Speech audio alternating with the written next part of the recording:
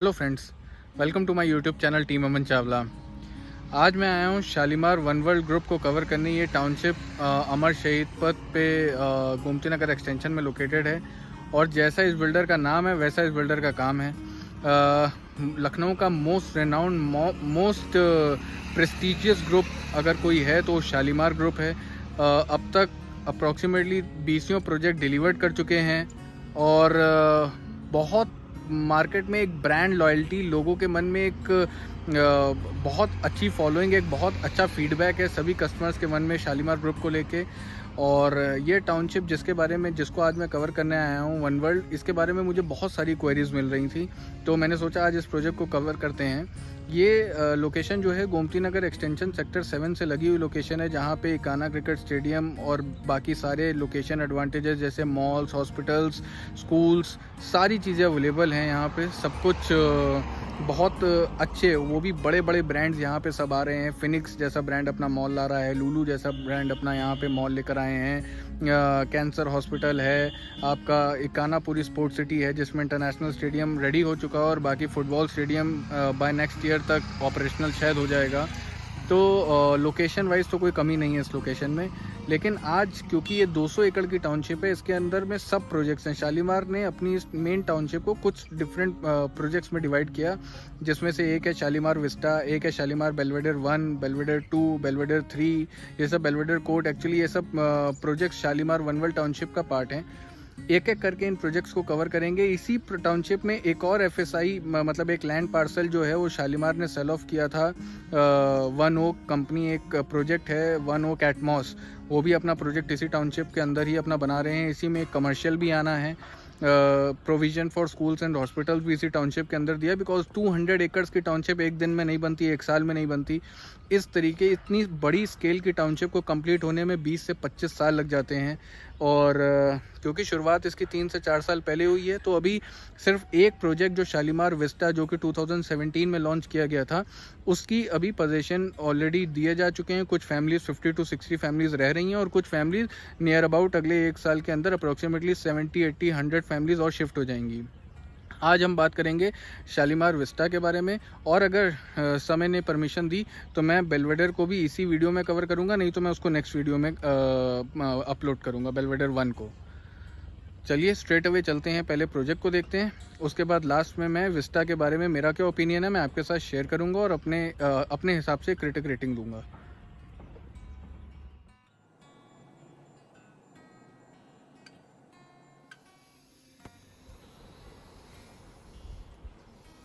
ये इस तरीका का करंट व्यू है Shalimar one world Vista project का।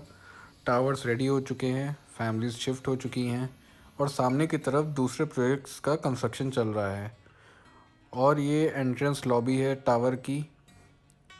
डबल फ्लोर हाइट लॉबी मिलती है, एक छोटा सा रिसेप्शन एरिया जहाँ पे गार्ड का सिटिंग एरिया भी है।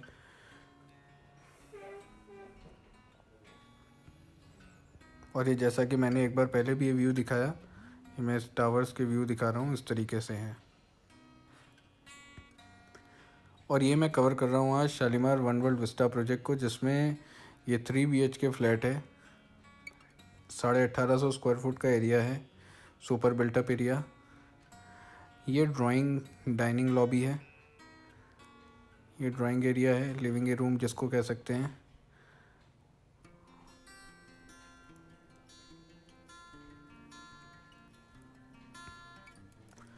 अप्रॉक्सीमेटली 250 स्क्वायर फुट का ये एक स्पेस मिलता है लिविंग डाइनिंग का, और साथ में एक बालकनी। क्योंकि मैं ये 18th फ्लोर पे शूट कर रहा हूँ,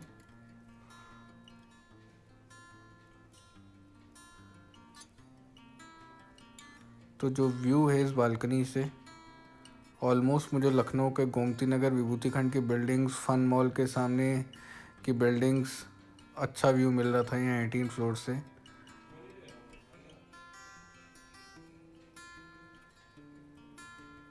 पूरा ही लखनऊ ऑलमोस्ट दिख रहा है। ये लिविंग डाइनिंग एरिया हो गया। अब हम यहाँ से इस कॉरिडोर में सारे दरवाजे खुलते हैं, जिसमें किचन का, ये फर्स्ट ऑफ ऑल किचन का एंट्रेंस है, ये किचन है।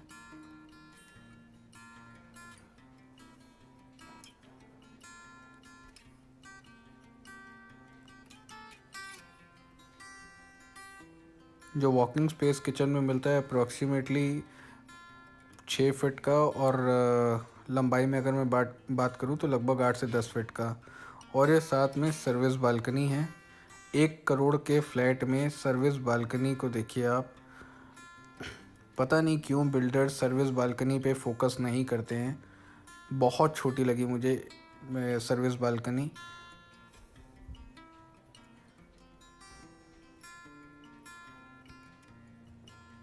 अब यहाँ से स्ट्रेट अवे हम चल रहे हैं फर्स्ट बेडरूम में।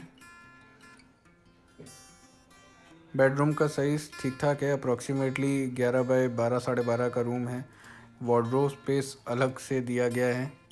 ये नीचे जो मैं फ्लोरिंग दिखाता हूँ, जैसे कि आप मेरे वीडियो देख के जान ही गए होंगे, मैं फ्लोरिंग सिर्फ इसी रीज़न से दिखाता हूँ कि आप खुद कैलकुलेट कर लें। 2 बाय 2 फीट की एक टाइल होती है, तो उससे एक आप खुद अंदाज़ा लगा सकते हैं कि कितने एरिया पे आप बेड रखोगे और कितने एरिया पे आपको एक वॉकिंग स्पेस मिलेगा। और ये साथ में एक अटैच बालकनी है इस बेडरूम से।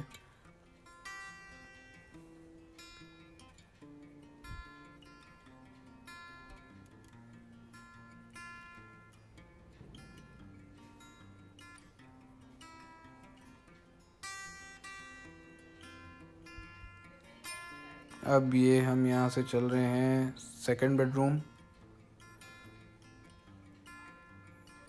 लगभग चौड़ाई में अगर मैं बात करूँ तो 10 सवा 10 फीट का चौड़ाई होगी, और लंबाई में लगभग 12.5 फीट का लेंथ होगा। वार्डरोब स्पेस अलग से है इस रूम में भी। इस रूम के साथ में भी आपको बालकनी मिलती है, और वो शेयर्ड बालकनी है जिसको मैंने अभी पिछले रूम में कवर किया था। ये वॉशरूम है जो कि मुझे थोड़े छोटे लगे। इससे थोड़ी बेटर ड्राइंग मुझे रिशिता मैनहट्टन की लगी। थोड़ी क्या, फार बेटर ड्राइंग मुझे रिशिता मैनहट्टन की लगी। ये वही बालकनी है जिसको हमने अभी देखा था, दूसरे रूम से भी कनेक्टेड है। शेयर्ड बालकनी है ये।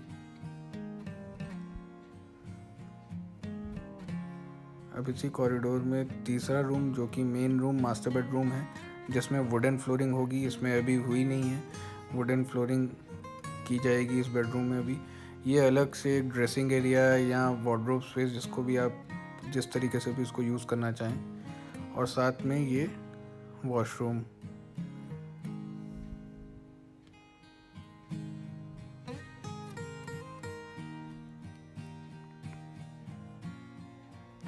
ये वॉशरूम स्पेस मिलता है। इसके साथ में भी एक रूम्स के साथ जो बालकनी दी हैं वो तो फिर भी बेटर हैं कंपेयर टू जो सर्विस बालकनी है। लेकिन वॉशिंग मशीन हम रूम की बालकनीज़ में नहीं रख सकते। कपड़े सुखाने के लिए अगर स्टैंड हम रूम की बालकनीज़ में रखेंगे तो मज़ा नहीं आता है। और at the end of the day ये 1 करोड़ की रेंज का फ्लैट है, जिसका कॉस्ट लगभग 850 स्क्वायर फुट 1850 स्क्वायर फुट के अपार्टमेंट विद सर्वेंट रूम का कॉस्ट जो है लगभग 1 CR की रेंज में आ रहा है।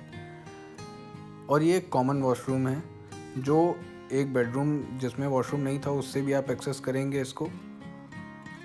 और जो गेस्ट आपके आएंगे ड्राइंग डाइनिंग में अगर कोई है तो वो भी इस वॉशरूम को एक्सेस करेंगे। टोटल 5 डोर्स इस कॉरिडोर में खुलते हैं इंक्लूडिंग किचन। और ये इस तरीके का 3 BHK का लेआउट है वन वर्ल्ड विस्टा में। इसमें ऑप्शन 2 BHK के भी हैं, और साथ में ये 3 BHK में सर्वेंट रूम है जो कि लॉक था, मैं कवर नहीं कर पाया।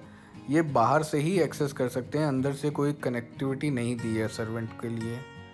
और ये इस तरीके से स्टेयरकेस रहेंगे आपके। ये लॉबी एरिया जो रहेगा बाहर, जो कॉरिडोर एरिया जिसको कहेंगे उसको, ये इस तरीके का आपका कॉरिडोर है।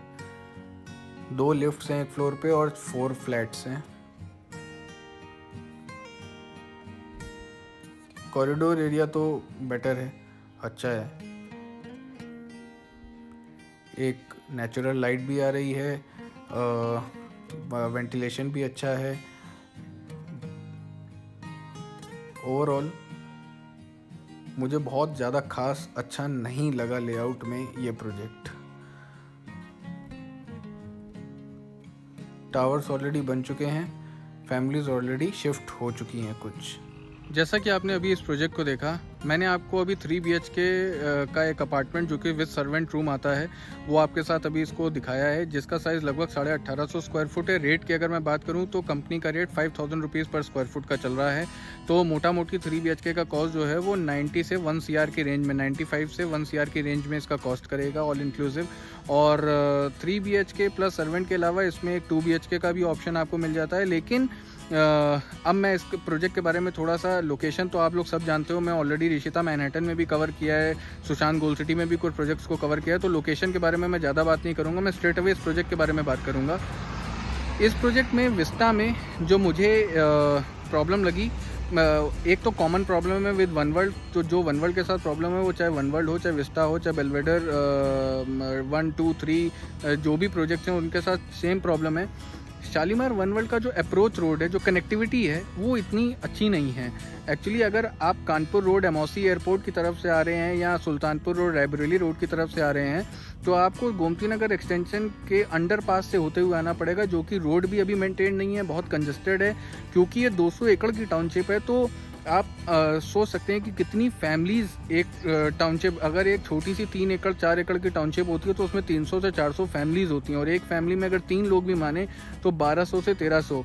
और आज के टाइम पे बहुत नॉर्मल है एक फैमिली में 1 या 2 कार्स का होना। और शालीमार जिस स्केल का, जिस बजट की टाउनशिप है, ऑलमोस्ट हर घर में 2 या 3 कार्स तो होंगी।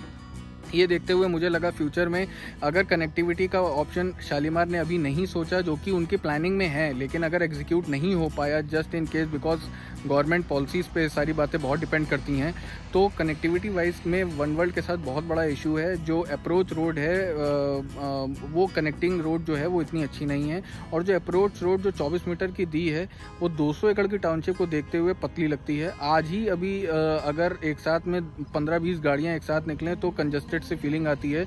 तो जब सब रहने लगेंगे, सब ऑक्यूपेंसी आ जाएगी, तो अच्छा नहीं रहेगा। इसके अलावा वन वर्ल्ड विस्टा में जो मुझे कमी लगी, मुझे बहुत over rated, over valued project लगा। इस रेंज में 1 करोड़ लगा के बालकनी साइज़ भी बहुत छोटे लगे, रूम के जो डोर्स थे वो भी बहुत छोटे थे, ड्राइंग डाइनिंग भी कुछ खास बड़ा नहीं लगा। तो ओवरऑल मुझे 5000 रेट के हिसाब से ये वन वर्ल्ड विस्टा बहुत हाई वैल्यू लगा, मतलब ओवर प्राइस्ड एक प्रोजेक्ट लगा। मेरे हिसाब से इसका रेट 4000 से ऊपर नहीं होना चाहिए था। 1000 रुपये बहुत ज़्यादा है इसके हिसाब से, 5000 1 करोड़ के हिसाब से इससे अच्छा। तो अगर पोजीशन दिमाग में ऑप्शन नहीं है तो मैं मैनहट्टन या सुशांत गोल्ड सिटी में कुछ प्रोजेक्ट सजेस्ट करूंगा। जैसे रिशिता का ही वहाँ पे भी प्रोजेक्ट है, सेलिब्रिटी ग्रीन या गार्डन, मैं कंफ्यूज हूँ इनमें से किसी एक में, या चंद्रा का प्रोजेक्ट है वहाँ पे, एक्सपीरियन का प्रोजेक्ट है गोमती नगर विभूति खंड में आपका, ऑरेंजे है सामने गोमती नगर एक्सटेंशन सेक्टर 7। तो ये सब देखते हुए मुझे वन वर्ल्ड विस्टा बहुत कॉस्टली ओवर प्राइस प्रोजेक्ट लगा। इसके अलावा मुझे और कोई कमी नहीं लगी। पोजीशन क्योंकि तैयार है, तो अगर किसी को रेडी टू मूव स्टेज पे प्रोजेक्ट चाहिए तो इसके अलावा इस लोकेशन में इतने प्रीमियम सेगमेंट में कोई और ऑप्शन, कोई कंपटीशन है ही नहीं है, मोनोपली है।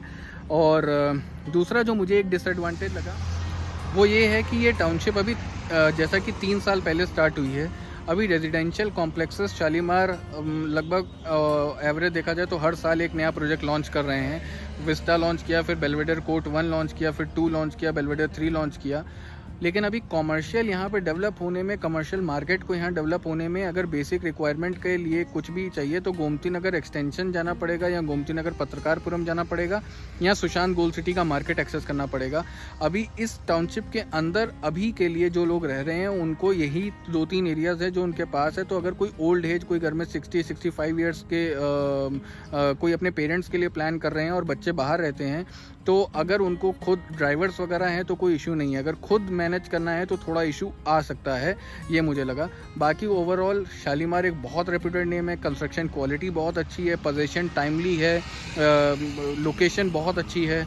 बस कनेक्टिविटी, रूम साइजेस और प्राइस को देखते हुए रूम साइजेस एक्चुअली, और तीसरा अभी कोई कमर्शियल मार्केट यहाँ नहीं बना है, बनना है, अभी नहीं बना है। ये 3 पॉइंट्स मुझे नहीं मतलब एक ड्रॉबैक लगा इस प्रोजेक्ट में। अगर मुझे रेटिंग देना होगा तो मैं आउट ऑफ 5 3.5 का रेटिंग दूंगा। 1.5 जो काट रहा हूँ वो 3 पॉइंट्स मैंने आपको बता दिए हैं। बाकी अगले बार मैं, क्योंकि वीडियो थोड़ा बड़ा हो चुका है, लंबा हो चुका है, तो अगले बार मैं आपको बेलवेडर 1 का अपना ओपिनियन शेयर करूँगा आपके साथ। उम्मीद करता हूँ आपको मेरा मेरा वीडियो पसंद आएगा और मेरे इस कॉन्सेप्ट को प्लीज़ लाइक करें, मेरे चैनल पे सब्सक्राइब करें और अगर कंटेंट पसंद आ रहा हो तो अपने दोस्तों से भी शेयर करें। Thank you so much.